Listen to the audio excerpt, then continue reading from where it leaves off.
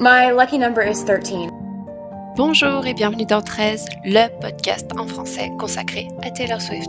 Mettez votre chapeau de cow-boy, sortez vos bracelets et suivez-nous dans l'incroyable univers de Taylor.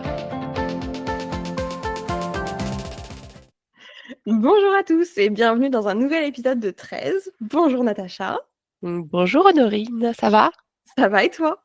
Ça va super bien. Aujourd'hui, on a décidé de faire un épisode qui sera notre première analyse de chansons, et pas n'importe laquelle. On a choisi une chanson que tu as mentionnée dans notre dernier épisode, qui est une chanson qui est très vite devenue une incontournable de la discographie de Taylor Swift, qui est très vite devenue une préférée des fans.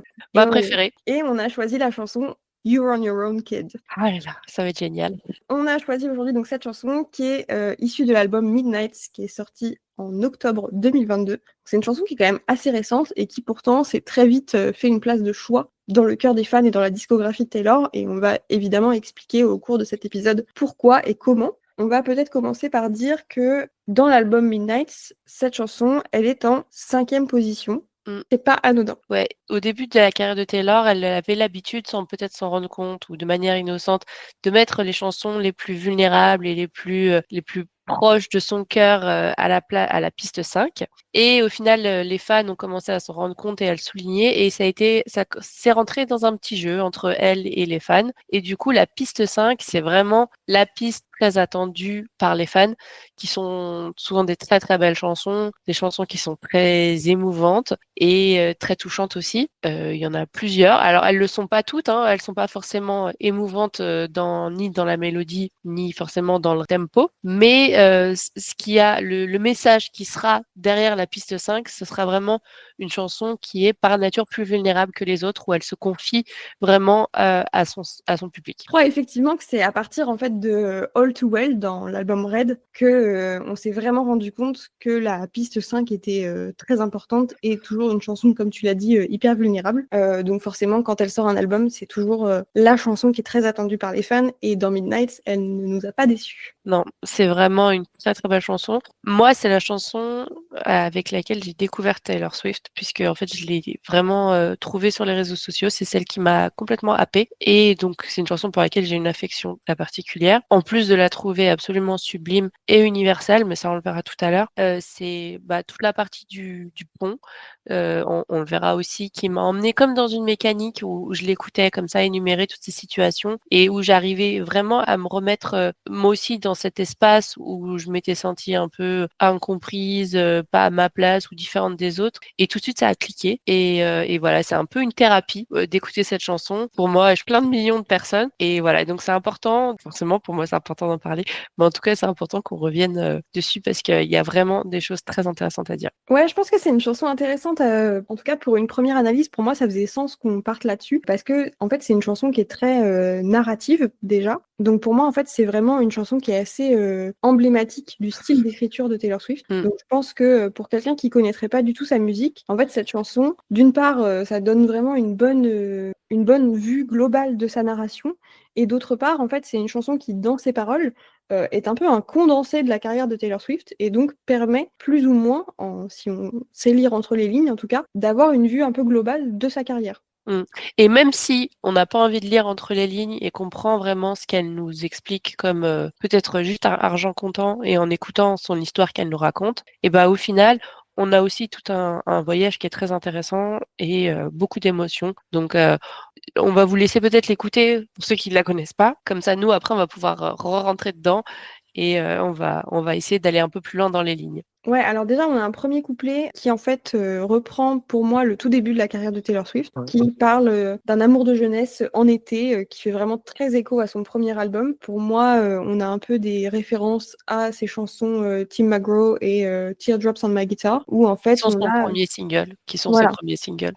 Et où on a en fait cette Taylor timide, qui a l'impression de pas rentrer dans le moule, de pas être comprise, de pas être appréciée, et qui finalement, à ce moment-là, souhaite être aimée finalement. C'était vraiment quelque chose qui transpirait beaucoup de son premier album, et c'est quelque chose qu'on retrouve beaucoup dans ce premier couplet. C'est vrai. Elle explique qu'elle a un crush pour un garçon, qu'elle essaie de la jouer un petit peu détente, qui va la regarder. Mais en fait, elle l'explique déjà un petit peu. Elle a ce sentiment d'être complètement une outsider. Et d'ailleurs, Taylor Swift, quand elle avait 15-16 ans, c'était pas une fille populaire. C'était pas la reine du lycée et au contraire, c'était une personne qui était un peu mise de côté. Et pour elle, ça a été toujours quelque chose d'assez difficile à vivre. Et c'est pour ça d'ailleurs qu'elle s'est réfugiée après par la suite dans sa musique, puisque ça lui a permis vraiment de développer d'autres dons. Et donc on va en parler là, puisqu'elle va en parler elle aussi dans les prochaines paroles. Oui, c'est vrai que rien que dans la 3e ligne de la chanson, on a en fait ce thème qui est assez récurrent dans ses premières chansons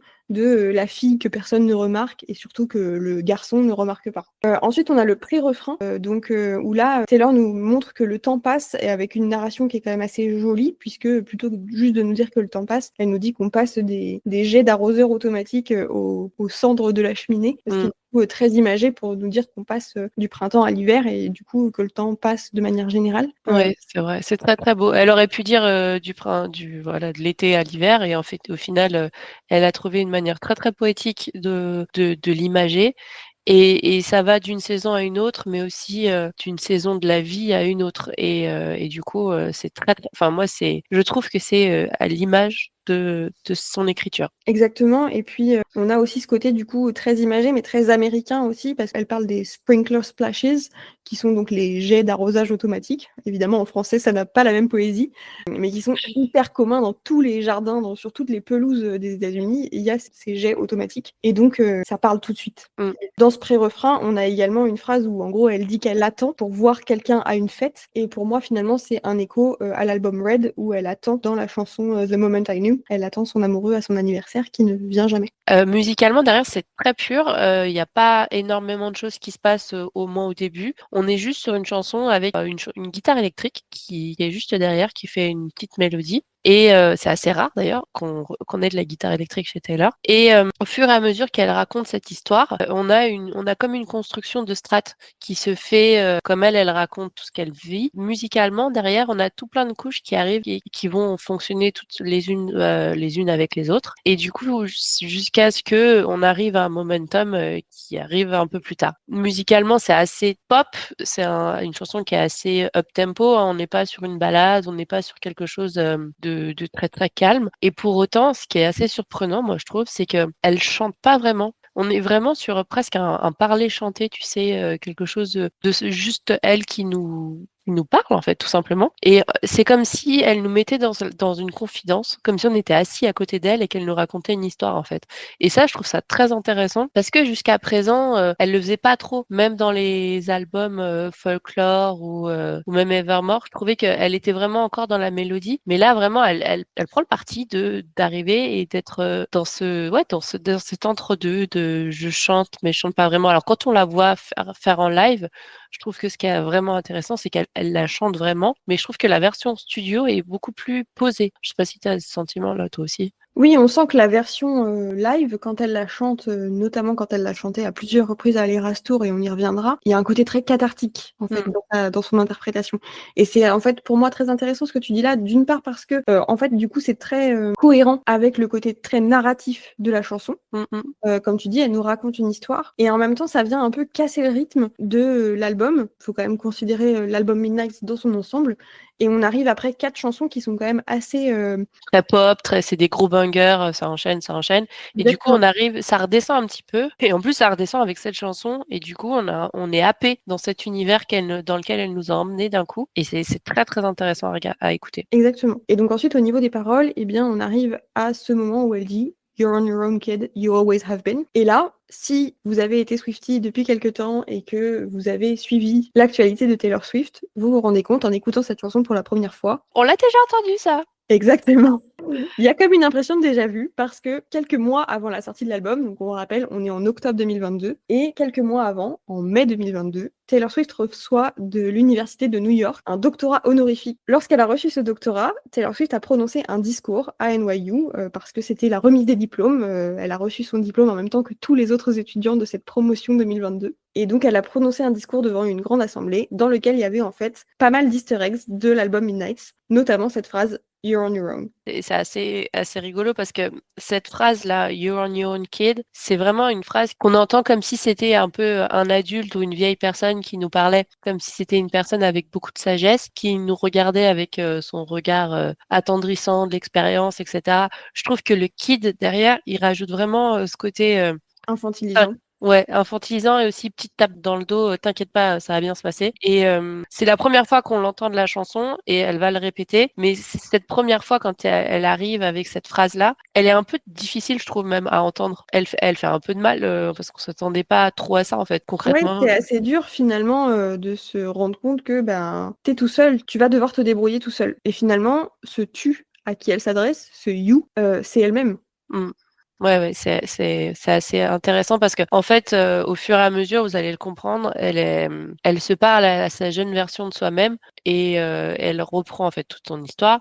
Et le fait que elle se parle à cette jeune version de soi-même, c'est comme si elle s'apportait la douceur et la bienveillance que peut-être elle n'a pas reçue à ce moment-là. Elle lui dit, bah voilà, t'es tout seul, mais tu peux y arriver. Tu as tout ce qu'il faut en toi pour y arriver. Et c'est peut-être le seul conseil dont elle avait vraiment besoin à cette époque-là. Ouais, et c'est toute la dualité en fait de cette phrase, c'est que c'est assez dur et finalement c'est plein d'espoir. Du coup, après, on arrive sur le deuxième couplet, ou alors donc sur le premier couplet, on avait vraiment une Taylor qui souhaitait être aimée, qui souhaitait être s'intégrer à un groupe.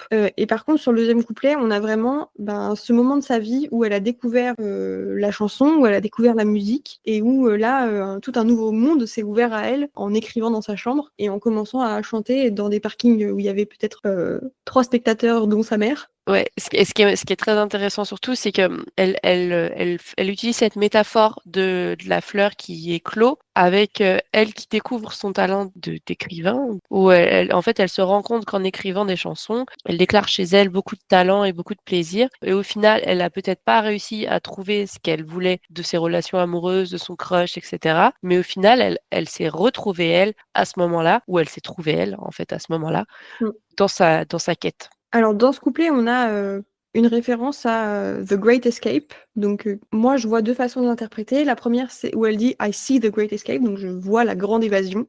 On peut penser à La Grande Évasion, qui est un film de 1963, qui est un peu un film culte aux États-Unis. Mais moi, en fait, je ne peux pas m'empêcher de me dire que Great Escape, ça me fait penser à Getaway Car. Ah ouais. Oui, je rapporte tout à Reputation. Non, non, il n'y a pas de problème. Mais donc, pour moi, ça peut être un petit clin d'œil à ce moment-là de sa carrière, ce moment-là de sa vie, sachant que juste après, elle dit So long Daisy May. Alors, il y a eu beaucoup de spéculations autour de cette phrase. Beaucoup de gens ont pensé que c'était du coup le nom du quatrième enfant de Blake Lively et Ryan Reynolds, puisque Ah ouais. les 3 premiers enfants avaient été mentionnés dans Folklore, et donc beaucoup de gens ont pensé que c'était peut-être le prénom du quatrième. Mais en fait, Spoiler, c'était pas ça. voilà. Mais en fait, en anglais, une Daisy May, c'est la jeune fille bien rangée, la petite jeune fille proprette, qui est un peu l'image de Taylor qu'elle avait au début de sa carrière, Ouais. et où en fait, elle lui dit adieu. Et Voilà. donc, Et puis, c'est un personnage aussi qui aimait des hommes qui l'aimait pas en retour. Et c'est un petit peu ce dont elle a souffert pendant les premières années de sa carrière. Et elle a écrit ses albums en ce sens. Et du coup, pour elle, c'est terminé de s'intéresser à ce genre de types qui veulent pas l'aimer vraiment comme elle mérite de l'être. ensuite, on a une référence à un taxi, où Taylor prend un taxi. Et ça, pour moi, ça peut être une référence à l'era 1989, puisque pour moi, taxi égale taxi jaune égale New York. Ah ouais, moi je l'avais pas vu comme ça, c'est marrant. Quand elle dit elle prend le taxi, bah, c'est qu'en fait elle a donc Taylor quand elle a eu 14 ans, je crois qu'elle a déménagé de la Pennsylvanie pour aller habiter à Nashville, Tennessee, et avec ses parents et son frère pour qu'elle puisse se lancer dans sa carrière de chanteuse, au départ dans la country. Et du coup, pour moi, j'ai pris un taxi parce qu'en fait, en Pennsylvanie, dans la campagne où elle habitait, il n'y avait pas de taxi, quoi, concrètement. Donc là, elle est déjà dans la ville. Et la Great Escape, pour moi, c'était cette migration de la Pennsylvanie à Nashville. Mais tu vois, il y a autant d'interprétations possibles que... Ouais, sans doute, et peut-être que nos auditeurs auront encore d'autres interprétations, mais c'est ça qui est chouette aussi, c'est que comme de toute façon on n'aura jamais la réponse, on peut spéculer à l'infini et trouver l'interprétation qui nous convient. Ça fait des heures de podcast, c'est bien. Très bien, on ne va pas arrêter le business tout de suite. Ensuite, dans la chanson, on passe au pont. Donc, on Le appelle... meilleur moment de la chanson, arrêtez-vous. Pardon, je me Donc, suis il faut envolée. savoir effectivement que dans la narration, dans l'écriture de Taylor, ce qu'on appelle en français le pont, qu'on appelle en anglais le bridge, c'est la partie qu'elle préfère écrire dans les chansons.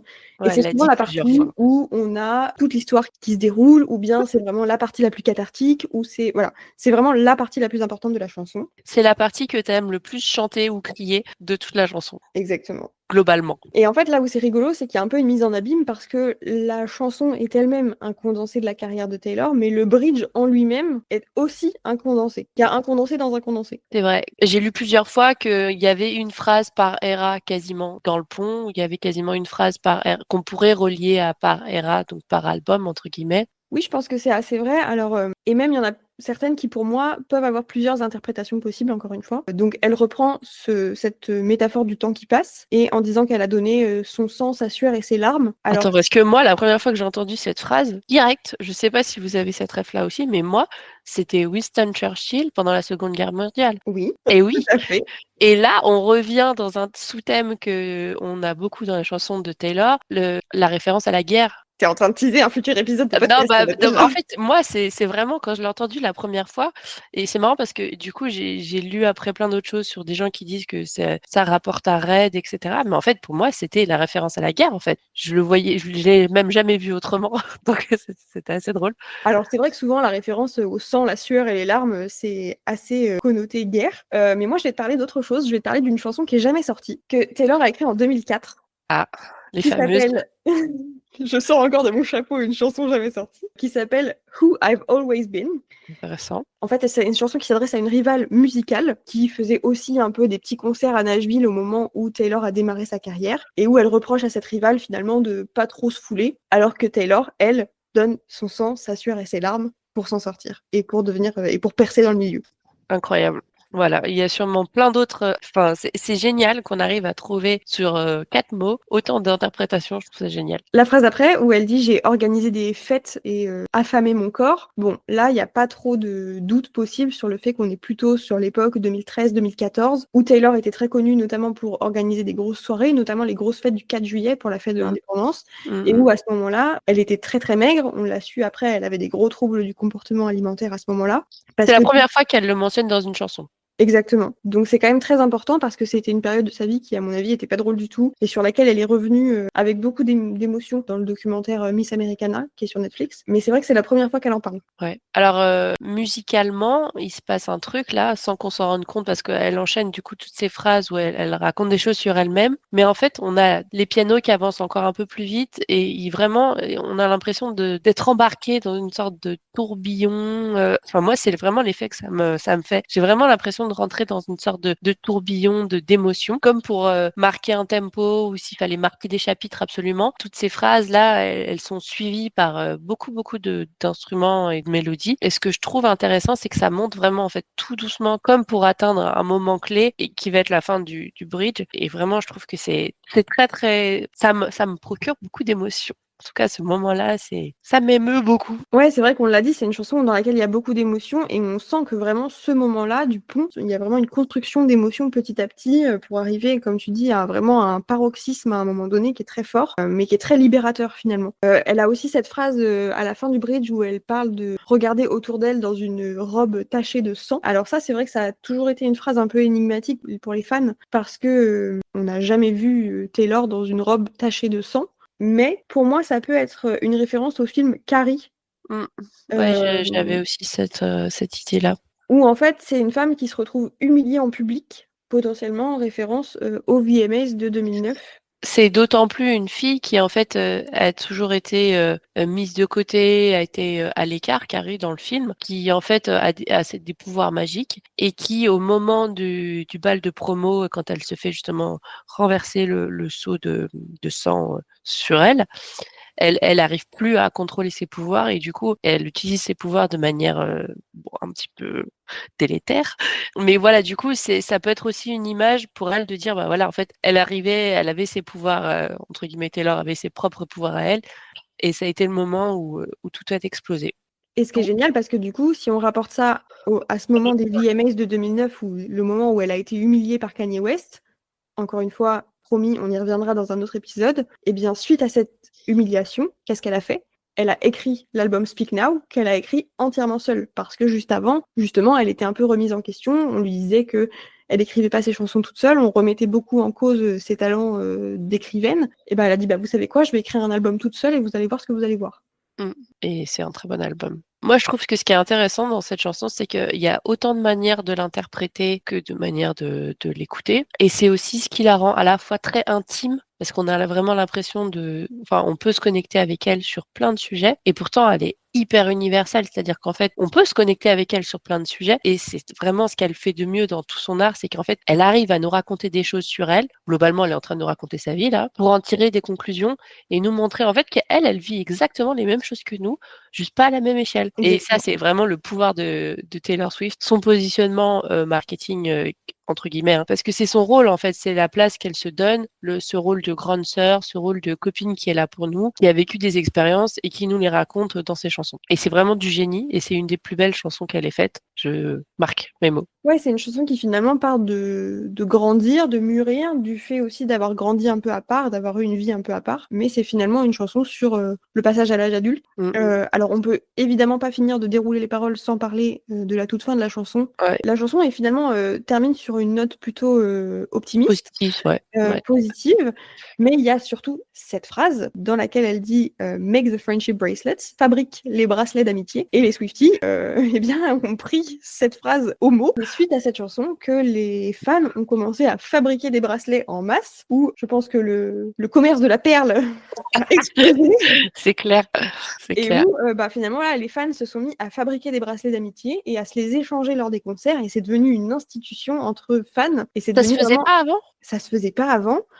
Alors, Génial. j'ai retrouvé, tout le monde peut retrouver, il y a un post Instagram de août 2019 où Taylor porte des bracelets d'amitié, notamment un sur lequel il est écrit Fearless. Donc, je savais même pas, tu vois, je pensais que c'était un peu une institution au sein des Swifties, non, c'est vraiment déjà arrivé. avant, en fait. Je Ouais. savais pas que c'était arrivé avec cette chanson, ce qui est Ouais. encore plus génial. Et Make the Friendship Bracelet, son mec lui a fait un friendship bracelet pour la rencontrer. Et ça, c'est juste incroyable. Ça, c'est le plus gros effet papillon de la Terre. De la clairement. Terre. Le mec, Mais, il va au concert, il lui fait un bracelet, et maintenant, bah voilà. Comme quoi, faut oser dans la vie. Exactement. Comme quoi, les loisirs créatifs mènent à tout.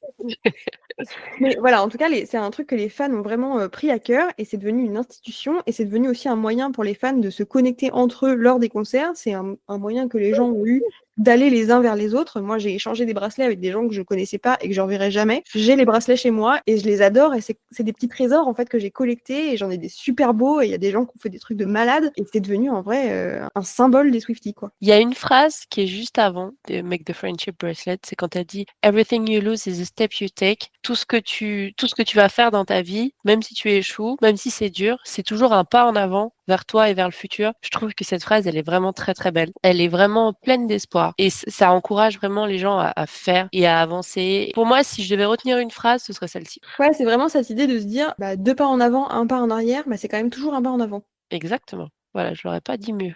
Merci. Et donc finalement, cette chanson qui commençait musicalement assez platement et avec des mots assez durs, finalement, c'est un super message d'espoir. Ouais, et même derrière dans la musique, on entend qu'il se passe plein de choses, que en fait toutes ces émotions, elles sont arrivées, elles sont ressorties, et ça vraiment, ça nous emporte en tant qu'auditeur. On est là, on est porté par la magnificence de Jack et Taylor, et ça marche extrêmement bien. Ouais, c'est effectivement une production de Jack Antonoff. C'est vrai qu'on ne l'a pas dit au début. Voilà, je pense qu'on le présente même plus dans le milieu Swiftie, mais c'est quelqu'un avec qui elle travaille depuis plus de 10 ans maintenant. Leur collaboration est quand même plutôt fructueuse. Très fructueuse. Bon, en résumé, c'est une super chanson. Ouais. Et c'est une super chanson, et on espère que vous aussi, vous avez compris le message qui est derrière. Que, en fait, vous avez tout ce qu'il faut en vous pour y arriver. Vous pouvez le faire, en fait. You can face this. C'est un message d'espoir. Tu regardes tout ce que tu as fait depuis le début, et tu l'as déjà fait. Regarde où tu en es aujourd'hui et avance encore vers là où tu veux aller. Et Taylor Swift a confiance en toi.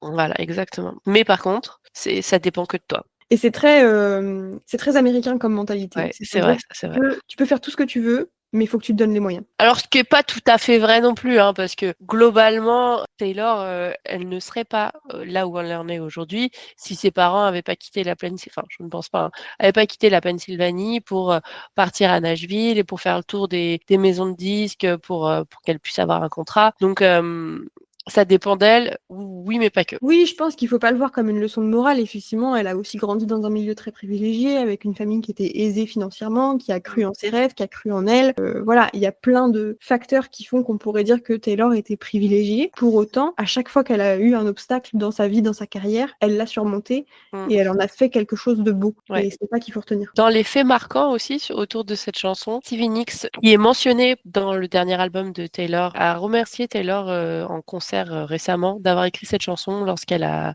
perdu sa camarade de son groupe Fleetwood Mac.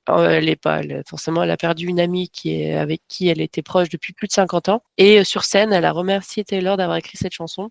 Juste avant, elle expliquait qu'elle justement, elle était encore en deuil et que son ami lui manquait énormément. Donc je pense que, vous voyez, ça résonne chez les jeunes, ça résonne aussi chez les moins jeunes. C'est une chanson qui peut résonner chez beaucoup de monde. En tout cas, je suis contente que ce soit la première chanson qu'on ait analysée parce que je pense que c'est une chanson qui est riche et qui résume très bien finalement la vie, la carrière, la patte de Taylor Swift en tant qu'écrivaine, en tant que parolière. N'hésitez pas bien sûr à nous dire s'il y a d'autres chansons que vous voulez qu'on analyse. On va le faire bien évidemment tout au long de ce podcast, mais on prend avec grand plaisir vos suggestions. Voilà. Merci beaucoup d'avoir été là. Merci de nous écouter. On est trop contents. Ça nous fait très plaisir et surtout, on prend beaucoup de plaisir à faire ça. Donc, on espère que vous nous entendez et que vous aussi, vous prenez du plaisir à nous écouter. On vous dit à très bientôt. Et voilà, c'était encore une belle journée pour parler de Taylor Swift dans notre podcast 13. Si cet épisode vous a plu, n'hésitez pas à vous abonner pour ne manquer aucun épisode et suivez-nous sur Instagram @13.podcast. Vous pouvez également nous écrire pour nous proposer des idées d'épisodes, des chansons analysées ou d'autres théories. Et d'ici là, à bientôt les Swifties. My lucky number is 13.